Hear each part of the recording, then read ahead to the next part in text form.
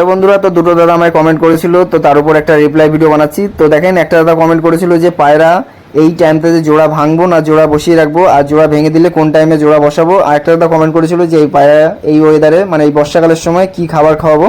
তো এই দুটো দাদা কমেন্টের উপর ভিডিও বানাচ্ছি। তো প্রথম যে কমেন্টটা করেছিল যে এই টাইমটাতে পায়রা জোড়া দেওয়া যায় কিনা, তো এই টাইমটাতে পায়রাকে জোড়া কখনোই দেবেন না, কারণ জোড়া যদি আপনি দেন সেখান থেকে বাচ্চা পায়রাও আনফিট হবে, আর বাচ্চা তো ডিম থেকে ফুটে বেরোনোর চান্স একদমই কম। 10 জোড়া দিলে সেখান থেকে হয়তো 4টে বাচ্চা বাঁচবে, আর বাদ বাকিগুলো নষ্ট হয়ে যাবে, মানে ডিম থেকেই ফুটে বেরোতে পারবে না। পায়রা ডিমের খোসা পাতলা থাকবে। এই টাইমটাতে কী হয়, পায়রার গায়ের যে পালকগুলো আছে ওগুলো ফেলে দেয়, যার কারণে পায়রার একদম শরীর থেকে অনেক রক্তর দরকার হয়। তো এই রক্তের জন্য পায়রার ডিম বাচ্চাও ফোটার অনেক অসুবিধা হয়। আর এই টাইমটা যদি পায়রা বাচ্চা করেও নেয়, তো সেই বাচ্চা খাওয়াতে খাওয়াতে মা পায়রা বাবা পায়রা আনফিটও হয়ে যেতে পারে। যদি আপনি পায়রার যত্ন নিতে পারেন তাহলে কিন্তু পায়রা কোনো সমস্যা হবে না। আর সেটা আপনার বুঝে কাজ করতে হবে যে পায়রা পালক ফেলছে কিনা, সেটা আপনার দেখতে হবে। পায়রাকে ভালো ভালো খাবার দিতে হবে, পায়রাকে সবসময় শুকনো জায়গায় রাখতে হবে, পায়রা খুবই যেন স্যাঁতস্যাঁতে ভাব না থাকে, তাহলে আপনি জোড়া দিলেও কোনো সমস্যা হবে না। আর যদি পায়রার মধ্যে কোনো সমস্যা থাকে, পায়রা পালক ফেলছে, তাহলে কিন্তু অনেক সমস্যা হয়ে যাবে পায়রার সাথে। তো এই টাইমটাতে পায়রাকে না জোড়া দেওয়া অনেক ভালো। আর যখনই দেখবেন আপনি পায়রা পালকগুলো ঠিকঠাকভাবে পুরো উঠে গেছে, তখন আপনি পায়রাকে জোড়া দেবেন শীতের টাইমটাতে। শীতের আগে আগেও পায়রা কুরুস কেটে যাবে। আর কি খাবার দেবেন, তো এই টাইমে পায়রাকে কি খাবার দেবেন, আমি যেগুলো দিই 6 কিলো গম, তারপরে কুসুম দানা 500 গ্রাম, তারপরে ছিলকা মসুর ডাল 500 গ্রাম, তারপরে হাটকা 1 কেজি, মাইলো 1 কেজি, মাইলো আপনি 1.5 কিলো দিলেও কোনো সমস্যা নেই। তারপরে রাগি 500 গ্রাম, সর্ষে তো মানে 200-300 গ্রাম দিলে হবে। কাঁচা ছোলা আপনি 1-1.5 কেজি মতো দিয়ে দেবেন। তারপরে ওর মধ্যে 500 গ্রাম ধান দিতে পারেন। তারপরে বদ্রি পাখির যে খাবার ঘাসের দানা চীনা, ওটা আপনারা 1-1.5 কেজি দিতে পারেন। আর দেবেন হলো ওই যে ক্যানারি বলে একটা খাবার আছে, ওটাও 200-300 গ্রাম দিতে পারেন। আর একটা আছে তিসি, দেখবেন ছোটো ছোটো দানার মতো, ওটা আপনারা 200-300 গ্রাম ছড়িয়ে দিতে পারেন খাবারের মধ্যে। আর একটা কী খাবার ওটা মনে পড়ছে না, ভুট্টা আপনি 1 কিলো মতো দিতে পারেন।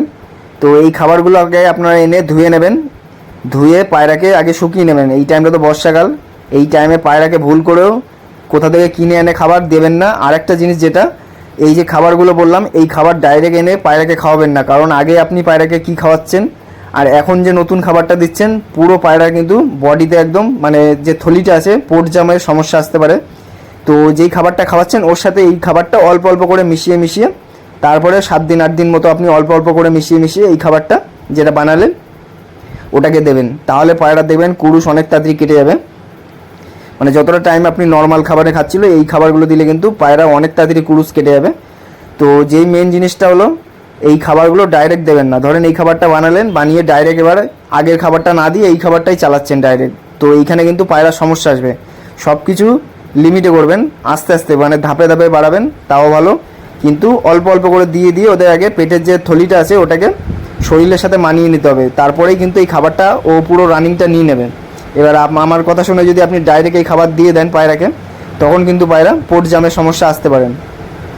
তো কখনোই এরকম করবেন না কারো মানে কথা শুনে যে ডাইরেক্ট একটা খাবারের চাট পেলাম ওইটাকে ডাইরেক্ট পায়রাকে খাবার খাইয়ে দিলাম, তো ওটা কখনো করবেন না। আপনার যে খাবারগুলো আছে তার সাথে মিশিয়ে অল্প অল্প করে মিশিয়ে ওকে ধরিয়ে দেবেন জায়গাটা, তাহলে কোনো সমস্যা আসবে না।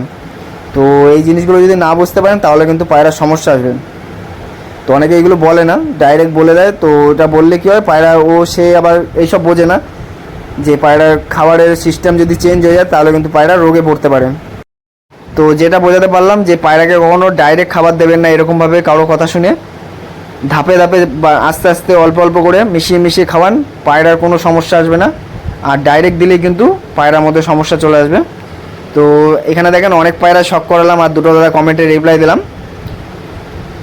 আর এই দেখেন এই একটা বাচ্চা পায়রা বড় হয়েছে, আর এই পায়রাটার চোখটা শখ করেন, এর সামনে থেকে আরও বেশি দেখতে ভালো লাগে এই পায়রাটাকে।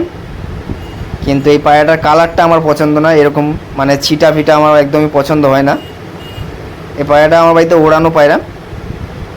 আর এর নজর দেখতে পাচ্ছেন, চোখের যে পাতাটা, চোখের পাতাটা দেখেন কপালের দিকে উপরে উঠে আছে অটোমেটিক, দেখতে পাচ্ছেন।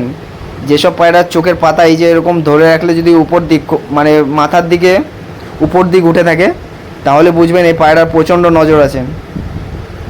আর একটা জিনিস যেটা দেখবেন, চোখ ধরে রাখবেন অটোমেটিক, দেখবেন চোখ এদিক ওদিক দৌড়াদৌড়ি করছে, সে পায়রারও কিন্তু খুব ভালো নজর হয়। তো আমি পায়রা নজরের ভিডিও একটা বানাবো, আশা করছি আপনাদের ভালো লাগবে। আর অনেক দাদাই কমেন্ট করে কিন্তু রিপ্লাই দিতে পারি না, তো এত দাদা কমেন্ট করে যে মানে রিপ্লাই দিতে দিতে অবস্থা খারাপ হয়ে যাবে, তো তার মধ্যেও বেছে বেছে করি, মানে সবারই কমেন্টে রিপ্লাই দেওয়ার চেষ্টা করি, স্ক্রিনশট মেরে আমি রেখে দিই, কারণ বারবার কমেন্টে গিয়ে ঢুকে তো মানে ভিডিও বানানো কষ্টদায়ক, তো যার জন্য স্ক্রিনশট মেরে রেখে দিই, তারপরে পরে আমি ভিডিও বানাই।